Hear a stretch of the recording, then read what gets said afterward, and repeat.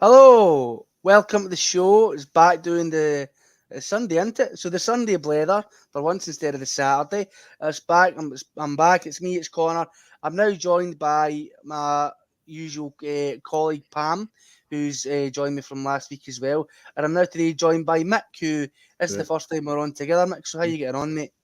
Good. Looking forward to it, mate. But can I join the last 2 weeks? Just take a break for like football and stuff, and just get a breather from it, especially after last season. But I'm looking forward to the day and just getting stuck back into it. That's good, mate. I'm glad to hear about it. Pam, how you getting on? Overall, I'm getting on pretty well. Feeling a little bit frustrated so far in the transfer window. Lack of solid news. But hopefully, as the time passes, we can get some more and more traction on some things that we were looking for. Yeah, well, don't worry about that because we're talking about that shortly. But before we get stuck into all that, if you guys can do the usual, like, share, subscribe, slag my bald head. You can become a Bhoycie Bus member for the low fee of $1.99 a month. Totally optional fee. Just helps the guys out on the bus and gals, as well as just showing a wee bit of support for the bus if that is where you want to go down that avenue. We're also happy to say we're sponsored by piesports.com as well. So it's code BUS1888 to get 12.5% off your order at piesports.com. So use the code BUS1888 in the checkout and you can get 12.5% off your order of your pies and sausage rolls and all that other stuff. Now, guys, to be totally brutally honest, there ain't much to talk about. The rumour well in Celtic land has dried up to absolutely nothing. There's next to nothing to talk about besides a couple outgoings and a potential incoming in terms of another goalkeeping target. We seem to be getting linked with every goalkeeper in the land. Not surprising is the fact that we, telegraphed that Joe Hart was retiring months ago, and yet we still don't have any real solid concrete links to the goalkeeper. But typical Celtic getting all that in. So I've got a couple of wee topics to run through in my big black book. Which I know I'm getting professional nowadays, guys. I'm taking notes. So kind of one of the first things to get into is just shifting the Deadwood, because as we've heard over the last couple of days, one of the potential outgoings is actually so it looks like he could potentially get in a move away. But I was looking at it, I'm like, okay, so that looks like could be going to there. I'm like, I wonder who's all still here. And I went on to the squad list earlier today and I had a look. So this is just to name a few. We've got James McCarthy, Yuki Kobayashi, Gustav Lagerbielke, Alexander Bernabe, Mikey Johnston, Benjamin Siegrist, Stephen Welsh, Odin Thiago Home, Liam Shaw, Marco Tilio, Sead Haksabanovic, and Kwon. That is 13 players, which is just, this isn't naming the boys for the B team who don't seem to be getting a game, who could potentially be moving on, who are in here taking a wage, who don't seem to be contributing to the club in any way. Pam, what impact do you think it has really to just have such a egregiously bloated squad and just kind of just sucking wages? Not that we really need to skimp money on wages because we know how loaded we are, but just to be there and not making any real kind of contribution. I've just named 13 players there.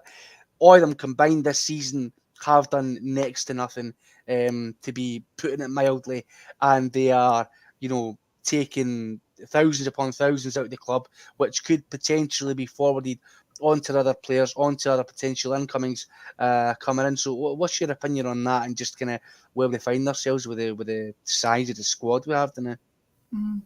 Well, I don't mean to sound excessively brutal, but it is a waste of money. We're paying so much for a good that we're not even using, and to have 13 of such players is just, I think it's unbelievable. I think if we were to sort of get rid, I know that sounds a bit brutal, but get rid of that Deadwood and free up that money again. You also, an important thing to remember is that you also go against an argument that, we can't spend too much money on new players coming in. Well, you're going to have so much money left over if you're not wasting it on these players that are not giving us anything in return. They can actually use that to invest in starting players that can hit the ground running and get results for us fast. So I think there's a lot more to this than just having some players to fill the bench. I think the problems created, they go much farther than that. And if we address it, it can really reap a lot of benefits for Celtic. Yeah, I agree with you. I see what you mean. Mick, that is a hell of a lot of players there I've just named there. But despite the fact that I'm saying they're all Deadwood, there is a couple in there that some people may potentially see something on, some kind of spark. Do you think that for all those 13 players, do you think all of them need to kind of just be like showing the chopping block, or do you think there's one or two in there who could potentially benefit Celtic in the future, whether they come into the squad and play next season, or they're potentially loaned out? Out of that list, mate, I don't see any turning their careers around at Celtic now, to be honest. I was surprised that Haksabanovic was loaned out last season. I thought he'd be kind of useful last season. Like, obviously, in a place like Pat, we were hedging our bets in Palma, being a lot better than he was. And I think Yang was signed as a project player anyway, so I don't think he was expected to play as much as he did. But that list is brutal. 13 players. Yeah, that shows how bad we can add 14. Did I even put Yang in that? No, that was so 14. No, like, you could put Yang. He could be 14 if you want to add Yang as well. It could be. That shows how bad our scouting's been. Or have we got any scouting really? You know what I mean? Like that's our players signed in the last 18 months. I think, isn't it? The last last 3 transfer windows anyway. No, it's shocking, and it just shows what needs to change. I remember the rumours came about, and obviously I can clarify this with some WhatsApp rumour and stuff like that, but we've all seen it, that apparently the credentials for signing players was an international player, 15 grand a week. He's got to be young with a selling value. Is it a surprise we've ended up with 13 players that are not contributing? They're not very good, if that's the credentials and the stipulations for signing players. No, it's no surprising at all, mate. When you look at like Bernabe, I don't know who the hell was sent out to scout him. A lot of people, before he even stepped in the door, people were like, "Oh, and strikes again, man. We're getting in an Argentinian wonder kid who's, he's a bit fiery." I remember in his last game before he came out, he got sent off for fucking headbutting somebody and getting a straight red card. The football, like, "Oh, that's brilliant. Wonder what he's going to be like against Rangers and all that." You're just like, that should have been a massive red flag, a red card, red flag, before he even set foot in the door. His last game for the club that he played for, he goes and gets sent straight off because his temperament and his attitude. No discipline. Exactly, and it's who are we finding these players? Why the hell did we offer a geriatric James McCarthy who fucking gets it to put tiny shoelaces? Was it a 5-year contract we gave him? Something like that, who we all kind of knew from the get-go. I don't know if he came as a package deal with Joe Hart, who obviously he's his own different story. He's come in and massively contributed and will potentially go down as a Celtic great in the years to come. We never know. But with James McCarthy, it makes no sense. He was at Crystal Palace? He was hardly getting a game, and Crystal Palace are by no means the top dogs in the Premier League. They're not like Spurs and Arsenal, Liverpool and Man United. He was hardly getting a sniff for them. So, and let's be honest, I think Celtic could probably give some of these teams in the Premier League, despite what all these English media pundits and that and football fans like to say, considering they're where they are in the pecking order.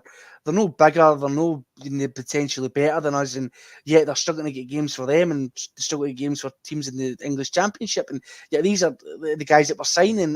The signing policy is just totally all over the place, Pam. And I don't know what your opinion on it is, but I imagine it probably aligns with me and Mick. But it's kind of dismal when you see it's like chalk and cheese at the end of the day. How we have all this history, all this success, all this money in the bank, but yet to reflect that and to try and continue the success and try and possibly compete in Europe, we just sign absolute fucking duds. Yeah, I mean, look, I don't really know an awful lot about football and like the mechanics of signing players. So when I see the policy, I'm like, do you know what? I might not 100% agree with it, but let's see what the professionals do and see how it goes. But this result is catastrophic. Nothing short of catastrophic. And we were talking about the actual policy last Saturday, and just you can honestly see why. I think Celtic have just gone in the completely wrong direction, and they've focused that for the majority of their scouting, I believe. And it's just, my thoughts are, when are you going to wake up and see that this is not producing any good? You know, you may be buying cheap, but you're getting no return because they're all literally just sitting on the bench. You know, I can think of maybe 2 or 3 of those names that have actually kind of contributed to Celtic over the past season, but, you know, 2 or 3 out of 13, 14, including Yang, that's just not good enough. Nowhere near good enough. No, it is not, and the truth really comes home to us when you look at it, as in that we were relying on James Forrest, who looked to be, you know, being get taken out the picture, Mick, mate, and you look at it, that Scottish Cup final against Rangers, I don't think a single player started that match that had been signed this season. I don't think. I could be wrong. I was a few beers deep at that point, mate, but when the starting lineup came out. But I don't think it was a single player in that starting lineup that started that game who would signed from this season. You know, no, I think there was. I think Alistair Johnson was the only one that started for the past 3 transfer windows, I think, as well. I'm sure it was. He signed in January. He signed in January and just last season. And I might be wrong, mate. I'm sure he's the only one that started the game, the Scottish Cup final, for the last 3 transfer windows. I think you're right. You're right, because it was you know, it was Kyogo, Forrest, Maeda, O'Reilly, Hatate, McGregor, Carter, Vickers, Scales, Johnston, and Thea. You're right. It was Alistair Johnson was the newest signing for the last 3 transfer windows. To start the last 3 transfer windows. That's a brilliant point, mate. That just shows you really. That really just hits a nail on the absolute head about how backward our transfer policy seems to be. And I don't like to get all negative. I don't want to just sit here and say that you know, the talking about this and then the way that we go on has worn me down, that I have literally no hope that Celtic will sign good players. Of course, I have hope that do.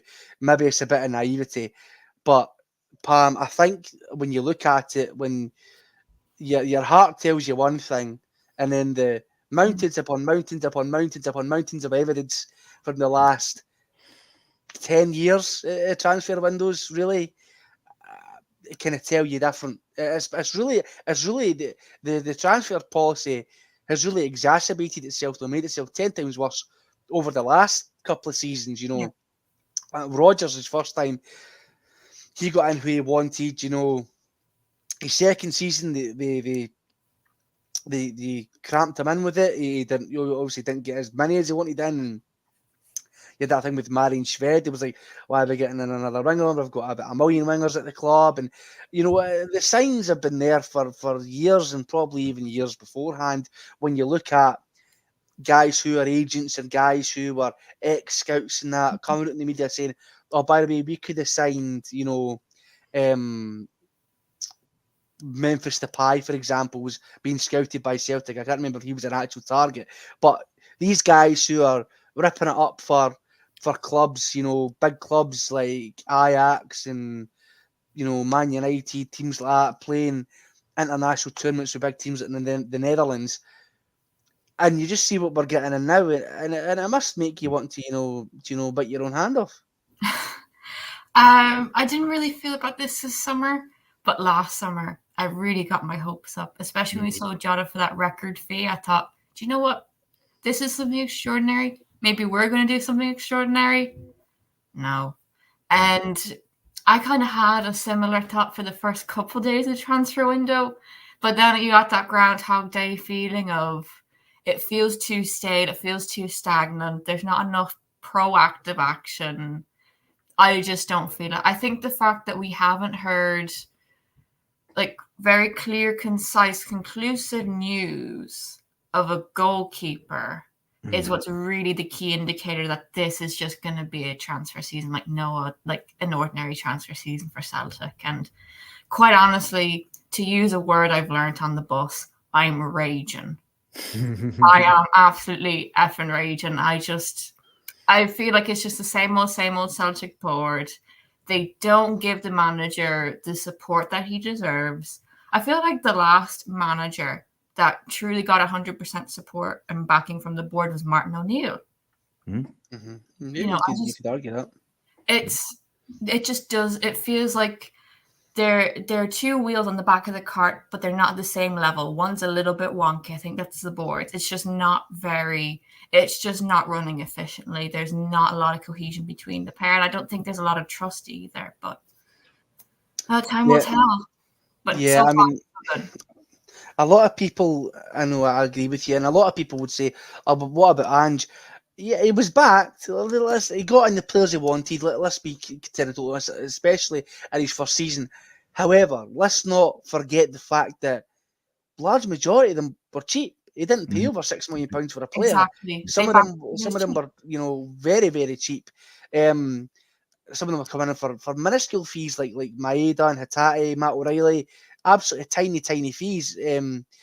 That they came in for, and that's the reason why the Celtic board more than likely let him, go on a mad shopping spree. Like they were saying, aye, we can let you go shopping Waitrose, but there's just as good stuff doing the Aldi aisle here, mate. Go wild, Ange. Do you know what I mean? So, and that's kind of the way I look at it, as in saying, if the players he wanted, say it was the exact same players, if it was Hatate, O'Reilly, Maeda, Jota. But let's just say, instead of being 1 million, they were 5 million. Instead of being 6 million, Jota was 10 million. Not a chance on God's earth would they have been signed for Celtic, because the Celtic board, as you know, are just allergic to spending money. And it's a problem that has permeated for years, and we've allowed it to fester because we've all been blinded by the success. I'm the same as everybody else, and I'm a bit of a hypocrite, because as soon as we win, as soon as we beat Rangers, I do take my eyes off it for momentarily. I'm like, oh, I'll celebrate for a couple of weeks, and I won't hammer the board. And now I want to just sit back and enjoy it. Where I think, Mick, the support we need as a support mate, we need to continually be on this board's back from jump, from minute one. The first whistle's blown of the season to the final minute and into the summer further. We can't rest on our laurels, and we need to be making the board aware of just what they have if they're clueless and they don't really realise, which could be a potential reality. I don't know about you, mate. What do you think? Definitely. I said weeks ago, like, there was a alarm bells ringing with me, like the season ticket deadline was literally before the season finished and things like that. That's the kind of only bargaining power we've got as a support, is withholding money. And if you're bringing that forward, ideally we would like the season ticket renewal maybe mid-June. I know it's not always possible for certain logistical things, but if you think maybe mid-June towards the end of June, season ticket deadline, to give people money to get this, give people time to get money to get it as well, obviously, but that means you can gauge the level of ambition of the board over the transfer window, and you can, that's the key power we've got, is like we can withhold our money until they show relevant ambition that they're going to try and go out and sign good players that we need in key positions. But it sounds like Groundhog Day. I remember last summer, again, similar to what Pam said, I got one of my mates messaged me that Rodgers was coming back literally a week before he came back. So, and then after that, I was like, fair enough. They said he knows some journalist or something.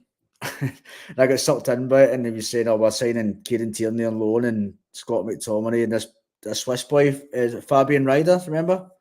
We linked to him last summer. Yeah, I remember him. For 16 million or something. So I get kind of sucked in that one. And we're in for Daniel Podence apparently as well at Wolves. I remember going on holiday, like I was still full of hope, away for 2 weeks. And I used to go up to the pub every day for an hour and watch the Sky Sports News transfer window, right? And it was literally the last week of transfer window, and it kept coming up, nothing. And then that Daniel Podence went to, is a Turkish team went to, isn't it? Besiktas or something? I might be wrong, but was it Fenerbahce? May have been. But as soon as you saw that, like, we've been played again here. Like, it's been evident we need a left winger after Jota left. And players like that, which I think we're quoted 8 million for him. And everything you've seen of him, seen it Wolves as well, looked a good player. It looked as if he could fit into our team and be a first team starter. But no, of course we went for Palmer, didn't we? And Yang. And that was a replacement for Jota after bringing in 25 million. So, and like Pam said as well, this is getting towards the end of June, and we're still not done in. Like, it's, you know what I mean? It's mad. Like, I don't know how much another team across the city's making moves. Granted, you know, they're making moves. They're dipping into the food bank of the charity bin by getting freebies. But I mean, they're making moves all the same, mate. And you know, I've got a wee thing here I'll talk about later. But it's basically Hugh Keevins. I'll just say it now because we're talking about it. Hugh Keevins. I had it noted down for later on the show, but I'll just talk about it now. Hugh Keevins from Super Scoreboard, well-known shock jock, Celtic fan, despite the fact that he likes to slag Celtic a lot and likes to big up Rangers and Super Scoreboard, but that's probably what his producers tell him to do because we all know who they favour, let's be totally honest. But Hugh Keevins has said, and to quote, that he's Celtic are on the verge or have already signed a few players already. They're already signed. They're basically on the dotted line. They're there and they're waiting to be announced. Rodgers is also apparently being given a sizable budget to spend on transfers this summer, according to his sources. Now, Hugh Keevins probably has a hell of a lot of sources in Celtic. He's been a journalist working in Scottish football for decades now. Before I was even born, before Pam was even born. His well-known connections at Celtic, despite the fact that his previous comments, which makes him very unpopular, the whole, you know, shock jock thing, and which he likes to stir up a bit of controversy. But like Bhoycie and Marc have said, you know, they know him, or not know him personally, but Russell knows he, in his heart of hearts, he's a Celtic fan. Marc went out for a couple of drinks with him at one point, said he is, you know, he's Celtic daft, he is a really, really big Celtic fan. I don't know what these sources are telling him, to be honest, you know, to old Shug, but see if he or anybody listening to this believes that Celtic, the board, Peter Lawwell, Desmond, are going to give Brendan Rodgers a sizable summer transfer budget, then you might as well believe the moon's made out of fucking cheese, because it's at the end of the day, that's equally as believable that Celtic are going to just all of a sudden, you know, they woke up the night side of the bed. Peter Lawwell has jumped out of bed like Grandpa Joe and Willy Wonka in the Chocolate Factory and has decided to spend money galore and give Brendan Rodgers this massive, you know, war chest that he's going to use to try and take on the European elite in the Champions League and, you know, steal another title, a potential treble for Celtic. It's just it's not on the books at all. You know, whether there's a half truth in that, and Rodgers may be awarded a little bit more of a budget, you know, a little bit more of a backing as opposed to last season. It wouldn't be bloody hard considering what they give him. Remains to be seen. But moving on from that, we do have to talk about I don't say potential, but it's basically near enough confirmed at this point. Outgoing, so that's one tallied off the Deadwood list, being an the South Korean striker looks to be on his way out. FC Genk in Belgium have apparently agreed terms with him and will be paying Celtic, whether this is in full instalments, I do not know, around £4 million for him to leave, and he's going to go to Genk on a deal there. Now, O has taken all the Celtic stuff off his social media and stuff like that, so the potential for that to be a reality, I would say, is quite high, because that's something that petty wee arsehole who isn't good enough for Celtic and is obviously, you know, spattered a dummy out because he thought he should have been playing, has seemed to done. Now, Pam, what do you think about that? Do you think that, you know, as time, you know, they've got a shot of O that, you know, he was not good enough? I don't think he was good enough. A lot of people thought, you know, I remember, what was it? He had, he's got better goals to minute ratio than Yakimakis had. All that absolute, you know, nonsense that people were coming away with on Twitter.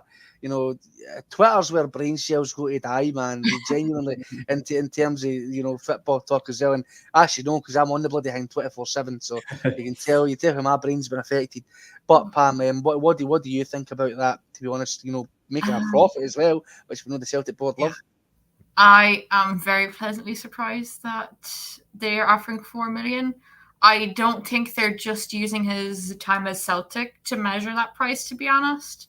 they must be looking back at his prior career in Korea too and saying, look, we can perhaps nurture this player when he first transitions to our team better than Celtic did. I think that was a huge fault in Celtic when he first signed. They should have spotted pretty much right away he wasn't first team ready.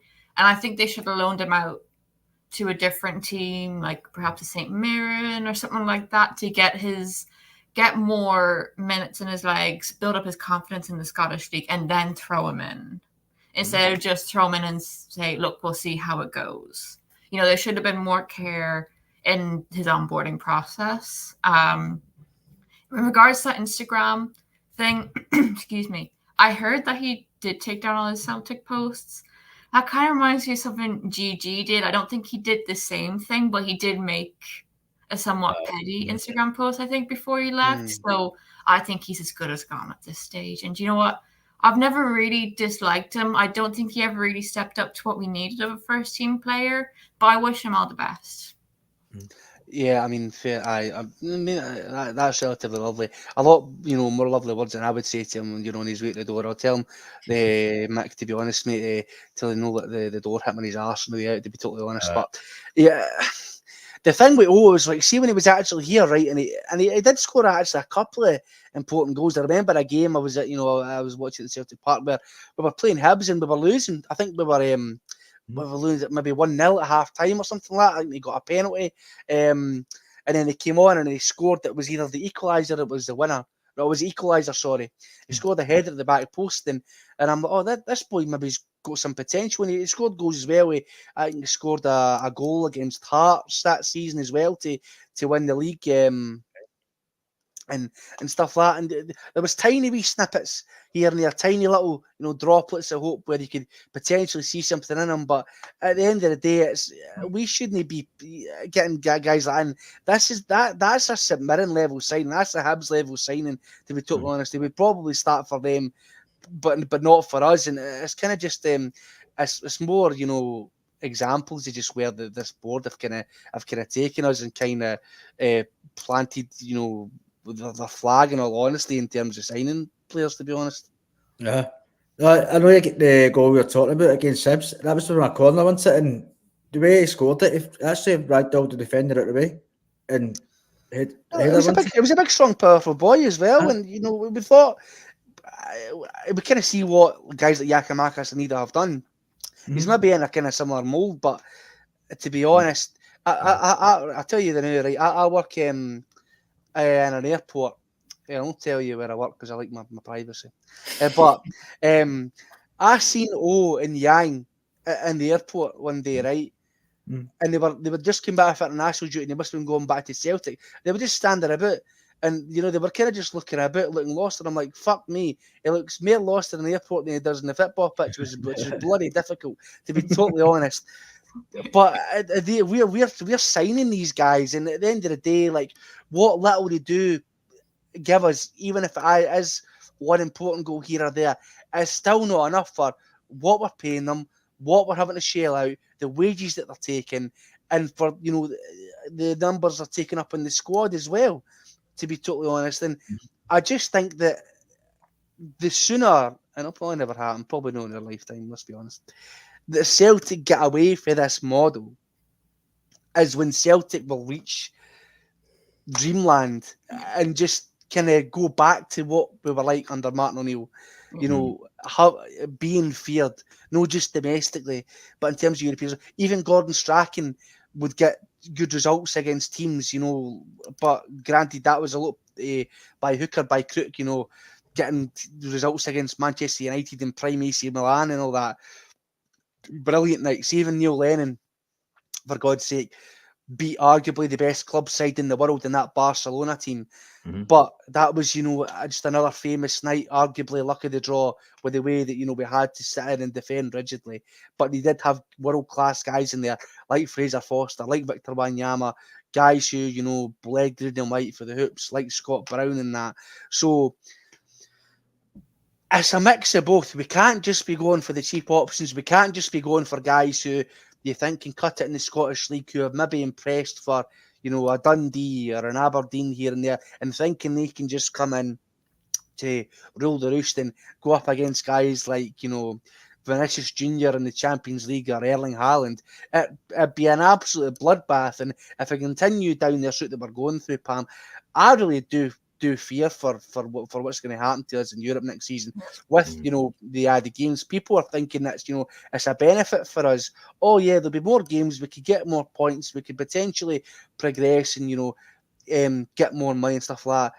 But on the flip side, for me, it's a potential for getting fucking embarrassed even more on the the European stage and getting our arses felt by some of the big boys, and it doesn't even need to necessarily be there. You've seen it time upon time in Europe. Teams where Celtic dwarf them financially in terms of success, finances, history, everything, even, quality of players, and yet they'll come to Celtic Park and get a result in Europe against us, whether it was Champions League or Europa League.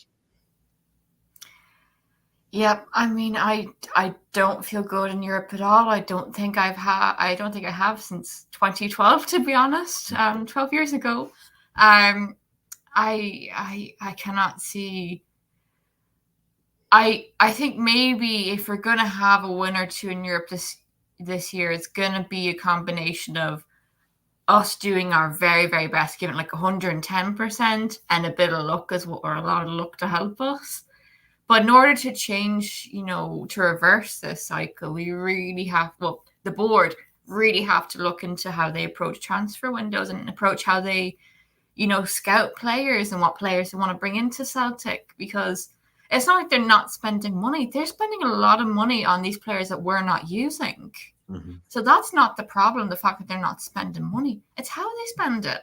And if they change how they spend it into a more producive way, in the way that's, conducive to growth and success, then, I think our performance in Europe could change. But if it stays the way it is, I'm still going to approach Europe with the usual pessimism and anxiety that I usually do, to be honest. I just don't see any other way about it. Yeah, I know you feel. And look, there's that old adage in business, because at the end of the day, right, the guys who run this club, they aren't football men, they're businessmen. They could not give a fuck about, the guys who rock up in the pissing rain to watch us, play in the Scottish, the early rounds of the Scottish Cup or the League Cup against, Rafe Rovers or something like that, where you turn up, it's absolutely freezing cold. They're sitting in their nice warm boxes with their heated seats and their prawn sandwiches, and they don't go home, they don't watch Sky Sports and the football news and that, and just sit and absolutely obsess over everything Celtic, over everything football. They sit and obsess over spreadsheets and bank balances, mate. But yeah, there is the old adage, you got to spend money to make money. So if these guys are really such good fucking businessmen, you'd think that they would realise that is one of the key golden rules of business. You got to spend money to make money, and you have to spend it right. I mean, yeah, exactly. But if you take all the money we've spent and all this, all these jobbers over the last couple of seasons and spent it all on just one player, imagine what that player could be. Think about it: 1 million here, 3 million here, 4 million there. If you spent all of that on a couple of players, we could be laughing here about potentially getting a couple of results in Europe, because we spent all the money wisely. We spent on players who are good enough, So moving on from that, we've actually got a little bit of news in terms of more outgoings as well. So Gustav Lagerbielke is wanted by a couple of clubs. He's wanted by Lecce and Frosinone. I don't know if that's how you pronounce it. My Italian is not the strongest. So the two Italian clubs. Lecce are stepping up their interest. I believe they were interested in January. They were wanting to take him on loan. Lo and behold, Celtic get an injury to Cameron Carter-Vickers. They're saying, no, Gus, no big Gus. You've got to stay here. You've got to try and, be ready if you're called upon, only to not be fucking called upon at all. We played Stephen Welsh there and whoever else. I can't even remember who played. I think it was just Stephen Welsh until Carter-Vickers came back, or it was, what's his name? Nawrocki. So apparently, the value expected is that of £3 million as well. So we're recouping at least a wee bit of money there. It's not exactly going out the door for nothing. And Serie B side, Firenze, are also keen to get him in. He's basically one of their number one targets. Another player who is also of significant interest is Mikey Johnston. He has been scouted by several English Championship clubs after impressing at West Brom on his loan spell. One of which, interestingly, is rumoured to be Norwich. So the thing I'll say, Mick, is Norwich are potentially looking at Mikey Johnston now. Just a Lagerwilka could be at the door. He was waiting at the door a minute ago. I don't think we even need to really discuss that. Just get him out the door. It's better for his career. It's better for the club, to be honest. And it's better for a healthier wage bill, to be totally honest. But Mikey Johnston, potentially being scouted by Norwich City. We know that there could be a couple of wee stumbling blocks here and there with the Adamida signing, as a new manager is wanting to give him a full pre-season at Norwich and probably see if he can actually contribute. Now, the thing I will say is, if the rumour is true, Mikey Johnston is being scouted by Norwich, do you think that could have a potential positive impact and, aid the quest to signing Adamida permanently? If we were to say, here's 2.5, 3 million, 4 million plus Mikey Johnston as part of that a package deal. Maybe I just want Mikey Johnston at the door. To be perfectly honest, he's been given more than enoug chances, and I've seen a couple of people saying he's done well at West Brom and everything, and perhaps give him one last chance at Celtic and that. But I don't think I've ever be good enough. Either thing, I would sign him personally. I think what he contributed last season was brilliant, and he actually exceeded what I thought he was going to do. In fairness, big goals he got and everything, and the game's a turn for us as well.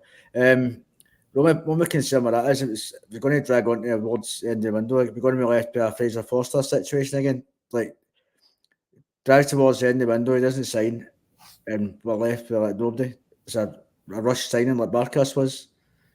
He'd been put all eggs in the Fraser Forster basket a few years ago. I think he was definitely signing. And we went right towards the end of the window, he never signed, and then we ended up with Barkas. We've got to have our signing targets in mind, and I would give it honestly into middle of July. If it's not happening, go for somebody else and don't let it drag on. We've got the money in the bank. We can't be in this position at the start of the season. Like, I know we're joked about it, obviously, but even the goalkeeper situation, you just wouldn't put it past us for Scott Bain to start in the first game of the season. We're not saying a goalkeeper. That's just it'd be typical, is really. But I would sign it, but I would give it a deadline, middle of July, possibly the end of July, and if it's not done by then, then move on to other targets and get some players in. Because the more it drags on, like, I knew we were going to sign players early, but we're getting towards the end of June now. I know, it's ridiculous. I think Rangers have maybe signed 4 or 5. Granted, they're bloody freebies who could potentially be absolute muck, but they could come in and kick on and be very, very good. You'll never know until they actually play and they actually sign the contracts and they're actually in the door holding the scarf above their head. And so far, Celtic have got none of them. Pam, we've got Mikey Johnson potentially going out as well. Try and get Adamida in. If Adamida doesn't sign, we've also got that Kivs-Garton, I believe his name is, who was heavily linked last summer, who's someone we could potentially go for as well. But we don't need just one keeper as well. I think people say, we need another keeper. We don't need one keeper, we need 2.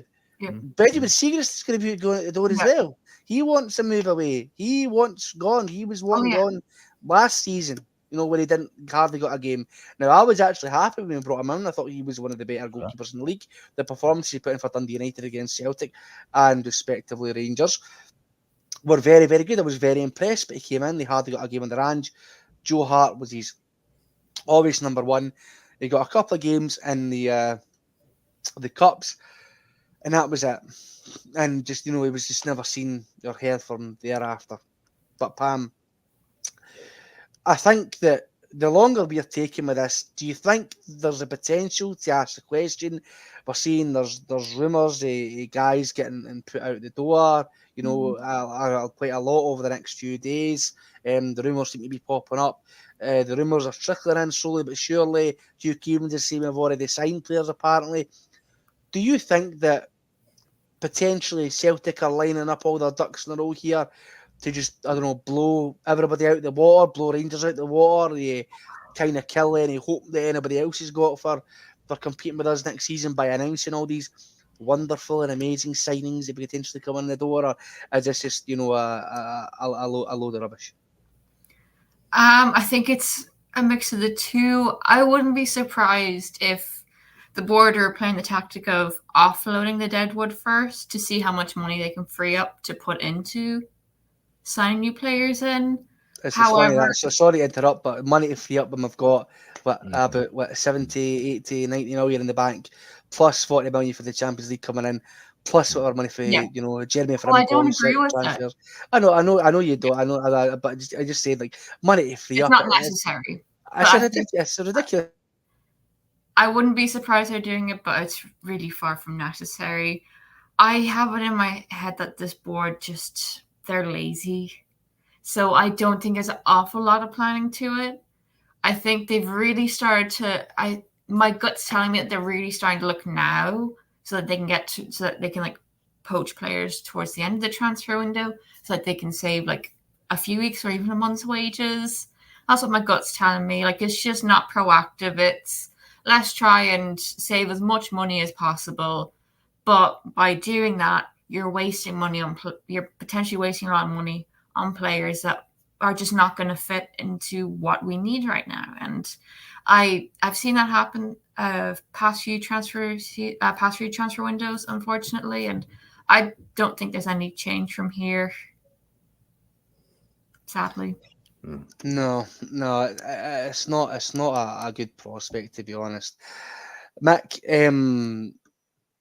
I know that a lot of people this season have been criticising last season I should say. Now it's over. Still feels like it was this season though. It feels like yesterday.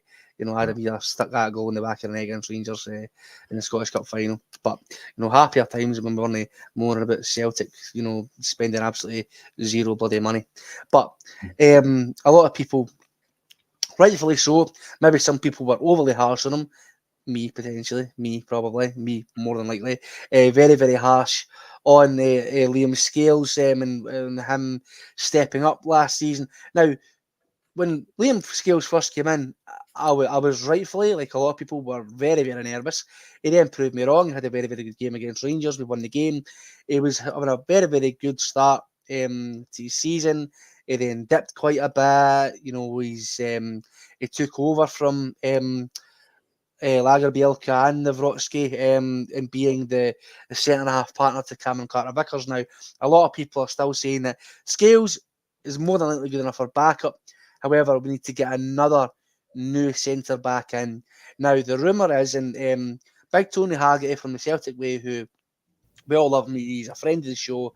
He's been on before, and we have a good relationship with Tony. He believes that it'd be almost a no-brainer to sign one Scott McKenna on a free transfer. Who obviously we know Scott McKenna, Scotland player, ex-Aberdeen, Nottingham Forest, and he just spent the season on loan there at Copenhagen and actually performed relatively well. Is going to be leaving on a free transfer. He believes that he could be the person to come in, step in, and be that relatively sound, solid partner, similar to what Carl Starfelt was to Cameron Carter-Vickers. Now, being linked with him, because we've also been linked with him before, earlier on in the year, we're now getting linked with him again. Like I was saying a couple of weeks back, we've been linked with that Chris Metham, who is at Bournemouth. Is there a trend being set here that instead of going for, I don't know, a really decent player in, let's say, the Hungarian league, who's played 90 games with Ferencváros and is about 25, is a resolutely sound defender, but he's maybe a bit on the cheap side? Or I know it's a free transfer for Scott McKenna, but are we maybe looking to go for guys with more higher experience? So Bournemouth, Nottingham Forest, both Premier League clubs, both played in the Premier League, very, very high level, competing against high level quality players. Do you think that's something that we look to be doing, or are we just going for cheapies or freebies who, you know, are rejects from these big Premier League clubs that we're trying to go down that route. Where do you think the angle is kind of coming from, mate? Time will tell, Conor. I mean, we went for Scott McKenna a couple of years ago, apparently, didn't we? When he was at Aberdeen. And to be honest, I was always fairly impressed with him then, but I think in terms of Liam Scales, I don't mind Liam Scales. So I think he got us a whole last season. Like, but injuries we had and everything, and it's hard to be like Ibrox, and he went a good run of form after that. But he did tail off towards the end of the season. Like, he looked kind of nervy. He was holding on to the ball far too long and everything. We weren't moving the ball quick enough. I'd be happy having him as a squad player. And I think he played more or less every game last season as well, didn't he? I think he played every game. So I don't know if he's used to playing that level of pressure every week as well. Maybe just like mental burnout as well towards the end of the season, because he literally had to play every minute, every game. In terms of the signing strategy, of course it suits us to sign him because he's a free transfer. That's right up the board street. But even like that, if we're going to sign Scott McKenna, he should be a squad player and look to go and spend money in an experienced centre-half who's proven quality. We shouldn't be signing a free transfer as a first-team starter. Get Nawrocki and Lagerbielke out the door. They've already proved they're not good enough. Stephen Melsham away as well. I'm quite happy with Scales being back up as part of the squad, but we need to go and, where's the ambition? Go and spend money. We've got plenty of it. Go and show your ambition and sign a proven centre-back to partner Cameron Carter-Vickers. Especially well, because Cameron Carter-Vickers was injured all last season. He's been injured all the last couple of years. So you don't know how many games in a row you're going to get him a lot of the time. Yeah, so you don't want to fall back. Don't want to fall back and just straight back to Liam Scales again and Lagerbielke and Nawrocki still there. You need to show a bit of ambition and go and just spend some money and try and improve the team for a change. Yeah, I mean, Carter-Vickers is absolute colossus. He's the best defender this league's seen since Virgil van Dijk. A lot of folk, including myself, could potentially make the argument he's better in a Celtic shirt than what Virgil van Dijk was in terms of his career. Not a better player overall, nowhere near it. Virgil van Dijk probably going to go down one of the best defenders to have ever bloody lived. I don't think Cameron Carter-Vickers is that level. But talking about in a Celtic shirt, playing these high pressure games in the league against Rangers and the like that, Cameron Carter-Vickers has more than stepped up and been counted for. The big man's been world class, and he can't just be that. He can't just be the defence. As soon as you take Carter-Vickers out of the defence, it all kind of goes to pot. We already have relative weaknesses on either side from Taylor, and it seems like Johnston as well kind of looks to be dipping in form, over the course of the last season, Pam. They're nothing. They're not imaginative signings. They're not clever signings. Potentially, if it was Mepham or Scott McKenna, they're relatively safe options. They're vanilla ice cream. They're salty. They're ready salty crisps. They do absolutely nothing for me. If Scott McKenna was to come in, I don't even think he should be the starter. I think you would start Liam Scales, and if Scott McKenna proved himself in training and improved himself in appearances there, then he would potentially be the starter. But Scott McKenna is not a name that you get touted for coming to Celtic and you're like, that's what we need. That's that's gonna take us to the next level and really solidify and concrete in that defence. Is it? It doesn't really seem like it's the. It's what we need at the end of the day, is it? No, and that's one of my key causes of concern whenever we hear free transfers like this. Because my first thought is, do the board think this is going to be enough? The players are not necessarily bad, and sure, we can find a use for them, as Mick said, probably in our squad lineup in case there's an injury, and we need an emergency replacement for a game or 2 or 3. Then that's a good way to use free transfers like Scott McKenna. But my concern is that will they stop at Scott McKenna? Because we need more. Sure enough, we can use the free transfers, but we need to farther beyond that. And actually, I'd say the same for Ida. I would love Ida to come to Celtic. I want to get him on a permanent transfer. But I also think we also need to level up for a striker. And I think that's the key element that the board and the recruitment are missing. We need to keep leveling up.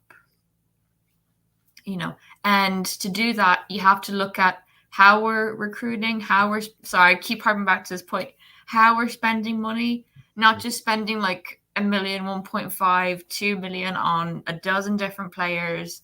Pull that money and say, look, let's spend even 7 million on 2 players that we have hard evidence for, that they're going to fit into this team right from the get-go, first 11 in. It's just a look at it. Just needs to be, everything needs to be changed. Yeah. Sorry. I don't apologise. You pop off with your with your discussions and that. I mean, me and Terry and and then Mark and us on that more and the hog the limelight in the conversation and driving it forward. But Mick, mate, I'm of the opinion that I think every signing we need to make, I'm talking every single signing, whether it's a left back, a striker, goalkeeper, obviously goalkeeper, a defender, a midfielder are coming in to replace O'Reilly. They need to be one, starting 11 quality players. Mm-hmm.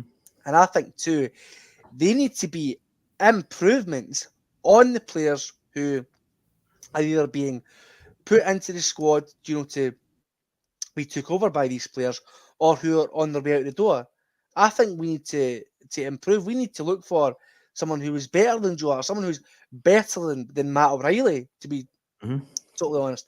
Yep. Because if we don't, it just stinks of, like I'm saying, a lack of ambition and just a lack of willingness to just really spend money and do what's best for Celtic. Well, that's the thing, Conor. The transfer strategy should be every year we bring in about 3 or 4 players to improve the team. Why that's just beyond the board is, I don't know. Like that should be the strategy. Bring 3 or 4 players in that will come into the first team, improve us, and then by all means you can sign a couple of project players with that. But we've just been doing the project the last few years, and it's obviously not worked. We're wasting money after money every week. And the board will use that as an excuse not to sign players. You just know it. We should be signing a goalkeeper, obviously, a left back. We'll need another couple of central midfielders. Matt O'Reilly's going to go, we all know that. And good luck to him. He's more than earned it. So we'll probably sign Bernardo. We need another player on top of that. And I think we need 2 forwards. I would sign Ida and somebody else.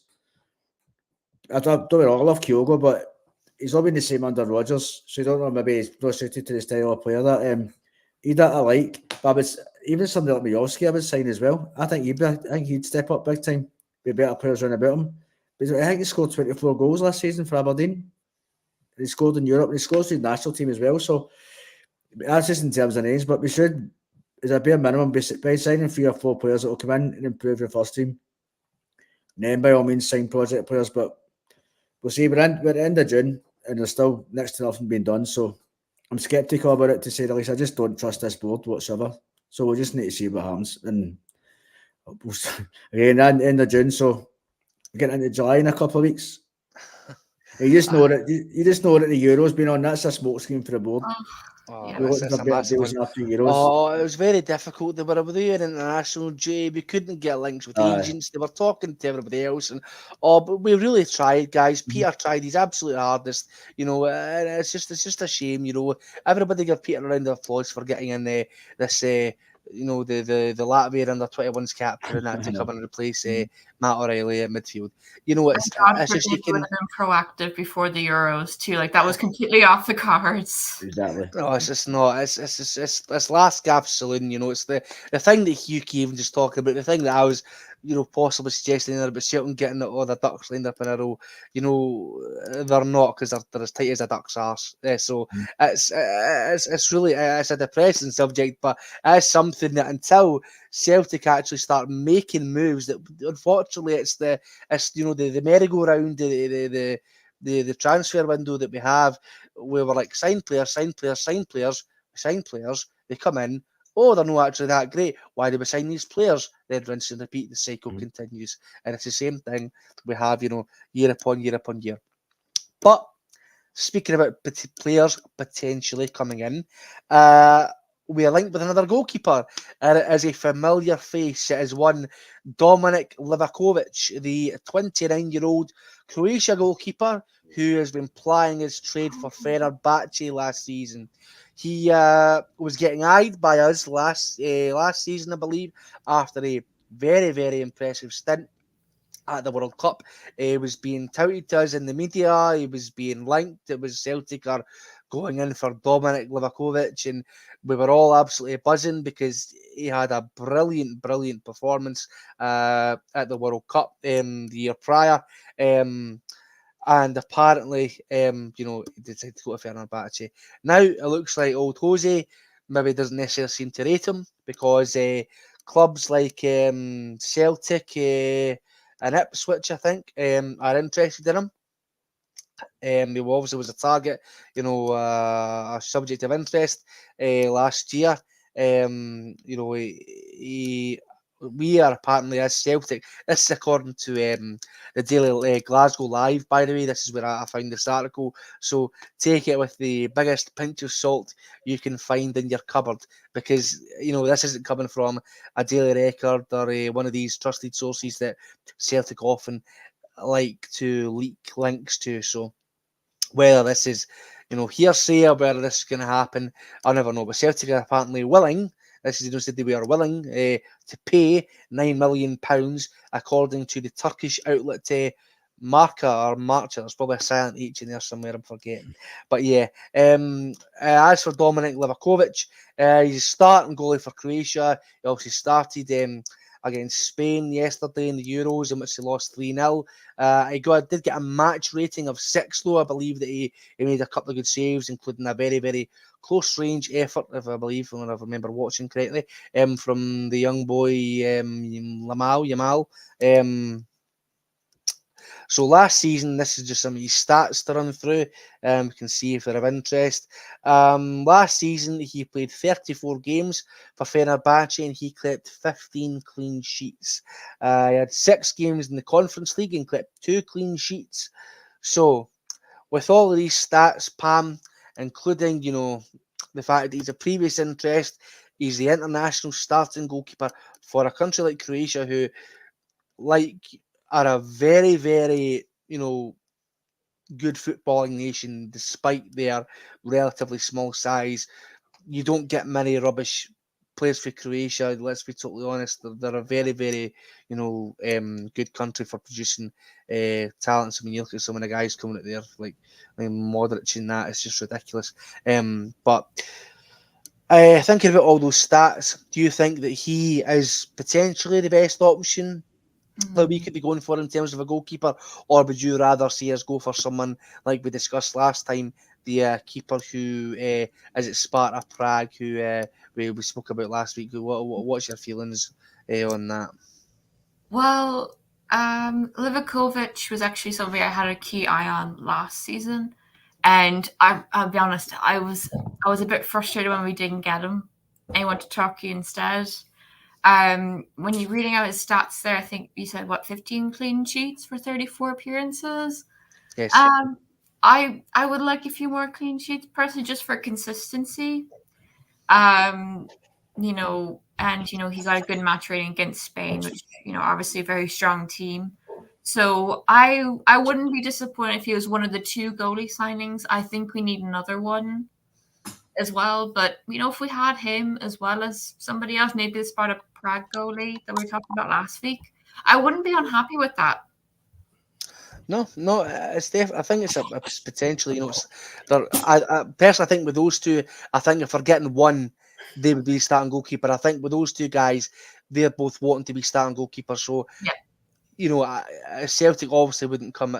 You know how they work. They wouldn't come in and say, "Oh yeah, we'll sign you for $9 million, you for $5 million to be the backup keeper." They wouldn't. They'll go for somebody like Mitov at St Johnstone or Ross Laidlaw at Ross County to come in and be the backup keeper. Let's be totally honest. Or they'll get Scott Bain to be the backup and bring Toby Oyemi for the B team to be the third choice, more than likely, more penny pinching tactics. I believe he was on loan at Cork last season. I don't know how well he actually performed, to be totally honest. I think he. I don't think Cork were in the top 2 in the League of Ireland. So. Yeah, no, they weren't brilliant. I don't think. I think his first game for them actually.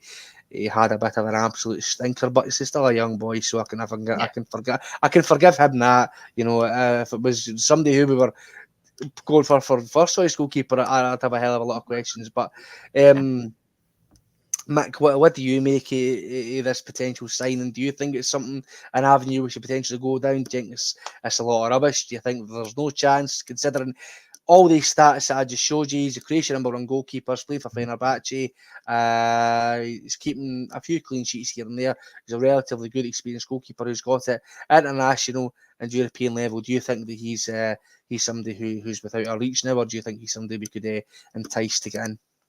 Well, it all depends on the ambition of the board, how much they're willing to push the boat out to get a proven goalkeeper in. And they've known since they must have known Joe Hart was on his last legs. I think the retirement over the last year anyway. We signed him when he's 35, didn't we? So that's been a long-term plan, to be being proactive and scouting goalkeepers for when he retires, and even getting him in a season early. But we've done none of that. I actually thought that Lavakovic was good in the World Cup. I think he made team of the season, team of the tournament. Sorry, in the World Cup a couple of years ago. Yeah, he had a lot of penalty shootout heroics as well, which is something we could be doing with the amount of penalties we get coming against us. The league, I know Joe Hart saved that one in the semi against Aberdeen, but besides that, his penalty saving record was absolutely abysmal. I don't even think he'd saved one. I think he saved one maybe in a friendly or a training game, and we all got the party poppers out because he actually saved one. But yeah, Livakovic, man, I like the look of him. If it was between him and the guy for Sparta Prague, I would more than likely go for Livakovic. If I'm totally brutally honest, there's a big difference between playing for somebody like Sparta Prague and playing for somebody like Fenerbahce and being the Croatian #1 goalkeeper. They two, I think, there's a big gulf in class there. It's maybe just on the surface level when you look at those key factors, Pam. But I think that's the kind of signing we should be looking to make. It might not be who we necessarily go for, but like we're saying, something like that, something that would get us excited. If we woke up tomorrow morning and it's Dominic, the Daily Record, or the Daily Mail, or the Sport, or whoever puts out Dominic Livakovic, imminent Celtic signing on 4.5-year deal for £9 million, you would be very, very excited, with that news, would you not? Oh yeah, I'd be very excited, and I haven't seen an awful lot of Livakovic. I haven't seen much of his best of moments compilation videos, but he does look like somebody who is not afraid to venture far from the goal, a bit out of the goal line. That's one thing I always thought about Joe Hart. He stayed in too much. He wouldn't even run out and just even fist the ball away. And he did concede some goals by not doing that. Livakovic looks a little bit different in that respect. So, if I woke up and I saw that transfer news tomorrow, I'd be satisfied, to be honest. I would think, okay, what's next? We have to do more. But I think, this is a pretty decent start.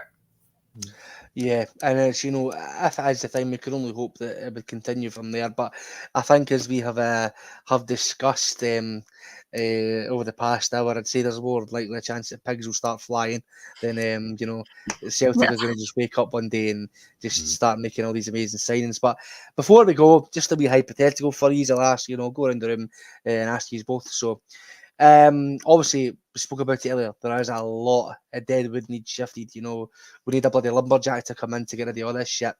So, Pam, if we are looking to get rid of all this Deadwood, but hypothetically, you are, the manager, Big Pistol Pete walks in the room and says, "Right, we'll get rid of some of the Deadwood for you, but you can only get rid of 3. You can only get rid of 3 of the players. That whole roster, absolute dunderheads that we have to have signed at Celtic. Who's the 3 that you think are more needing, the woodsman's axe at the end of the day?" Well, just to steer off a little bit, my first reaction would be, only 3? Are you for fucking real? And then, I'd sit down and I'd create my list. I think on that list, it would be Segrist. There are times where I've forgotten he's a part of the squad. So he's definitely gone. Oh, I think is gone. There was potential, but I don't think he was onboarded in the appropriate way for him to flourish. And then for my third person, I'd probably say Kobayashi, because I just haven't seen really any of him in the past season, like maybe once or twice. I say, I can see the cogs in your brain working. It's bloody hard only picking 3 into it when you look at the absolute monstrosity of that list that I gave you earlier, isn't it? It's really difficult. But I see what you mean. I can see where you're coming from. Mick, what about you, mate? Who would be the 3 that you would give the chop? The first one would be McCarthy. Why is he still there? I don't think he's even been training stuff. One of the great questions of this generation that philosophers in 10,000 years will still be trying to figure out, mate. Why the hell was James McCarthy still at Celtic in the year of our Lord 2024? I don't even think he's been training. He's not been in squad photos and stuff like that. So it's literally just there because they are stopping gave him a 4-year contract at the start. That's the only reason he's still there. Seacrest as well for the same reason. He's never going to play. I think he fell out with Ange and that in his second season. So I don't think that there's any way back from the club. And Bernabé, so I never have to watch him again. It was absolutely awful. Oh my god. I know how you mean, man. I mean, the fact that he's still part of here, and look, the fact is he's coming back this summer. No. His loan spell fucked itself up before he even got there, considering the fact he missed his flight. Right. He missed his flight to go out to playing for that team in Brazil, and I think he's made one appearance. I think, and he's not. I made one appearance. That was it. The whole time he was there, one appearance. It was his first game, and then for then on, he's just sat on the bench. That's for it. I think I could be wrong. I swear to God, though, I think that is the actual stats.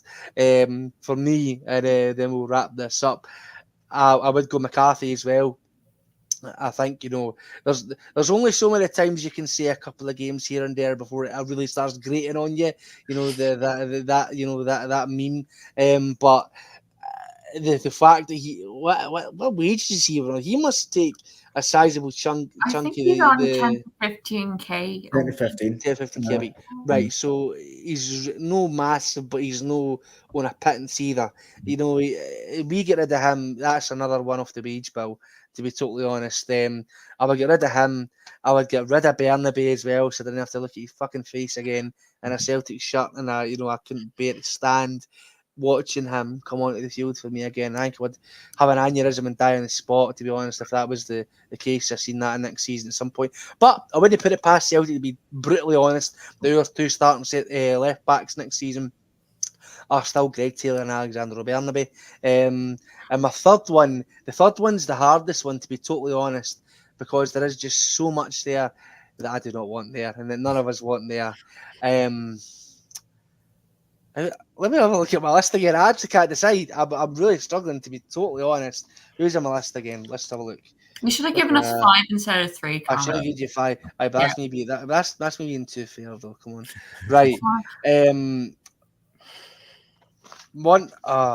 I'm gonna cheat because it's my show. I'm gonna cheat. I'm gonna say Mikey Johnston, because his chance of Celtic's done. Yeah. He's had the opportunity now and again. It's the best thing for him, and I don't have anything against him necessarily.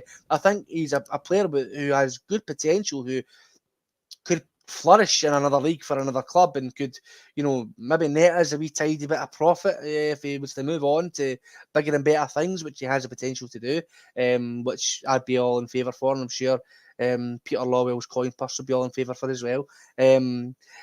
And my last one, but he's kind of just his time's up at Celtic. He's tried coming in, tried proving it.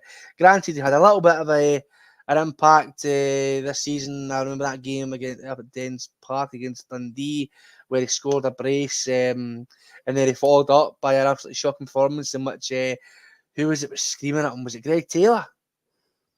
Who was screaming at him? Was it Taylor in that game? Who Palmer are you talking about? No. Mikey Johnston. Oh, I think it was Taylor. That was the Rangers game after it. He was playing. It was Greg Taylor was slating him for letting Tavernier run off him. think that was the following week. That was maybe the game before it, but he's definitely done. I agree. Aye. Mikey, sorry son, you're getting the chop. And my last one, because I'll cheat, take another one. I'm going to say Marco Tilio. You know, everybody forgets he's a bloody player. I forgot he was a bloody player until I looked at the list. Came in. I think he was injured as well when he came in. Typical Celtic signing a player who is already injured, who cannot even contribute. And then came in. I think we were who we played. We were losing to Kilmarnock, I think. At Celtic Park, or was it Hearts? It was one of the two. And he got brought on to just try and do something and do anything. And granted, he wasn't really given much of an opportunity, but he did absolutely nothing. And he was hyped up as this Australian wonder kid to come in and take the league by storm. And it did not pan out that way. And we loaned him back out to Australia. I can't remember the team it was, but I don't think he scored for them. He maybe got one goal for them. Really, it hasn't really impacted that much. His loan spell has not been successful, and I think he's actually injured again. I could be wrong, but I think he's actually injured again. So, yeah. Didn't he arrive injured? Didn't he arrive injured? Yeah, that's what I was saying. Yeah. I think he was out for 2 months when we signed him. I'm sure it was 2 months. Right. We signed 2 him, months. Aye, totally injured. The first thing the first thing that happened to him in a Celtic jersey wasn't he getting a goal or assist. He was getting a bloody happy birthday message after Twitter admin. That's what it is. It's you were like, and at that point in time, we weren't necessarily maybe performing the best, and and we were like, oh geez, and we had that controversial, to put it kindly, even though I still like it, strip that we had on, which obviously didn't go down too well. Supporters, you were like, this is getting COVID vibes here, man. With all the happy birthdays and the poor results and all that. You're like, this is giving me Vietnam flashbacks, man. We've seen this movie before. We have. It's Back to the Future, it's Groundhog Day, but luckily in the end, we all know how that panned out. And Celtic went on to win the League B champions and get a double, including the Scottish Cup. So happy days. But yeah, that's been the stream, guys. Hope you've enjoyed it. Massive round of applause and thanks to my two lovely assistants, being Mick and Pam. So I hope you've had a good time, guys. I hope you've enjoyed it. I hope everybody in the comments has enjoyed it as well. So don't forget to like, share the bus far and wide. Hit the notification bell if you want to be notified every time we go live. We'll be back next week at some point. I might do another carpool if there's actually something to really talk about, and probably not. But you can jump in, join the bus. Obviously, there'll be the Euros chat coming up as well. I might jump on that, if I get the chance as well, because believe me, I've got a lot to say about Scotland now. But yeah, but honestly, this has been brilliant, guys. I hope you enjoyed the conversation. Hope you had a good time with me as well. And I'll see you next time, okay? See you. Bye. Bye. Yeah.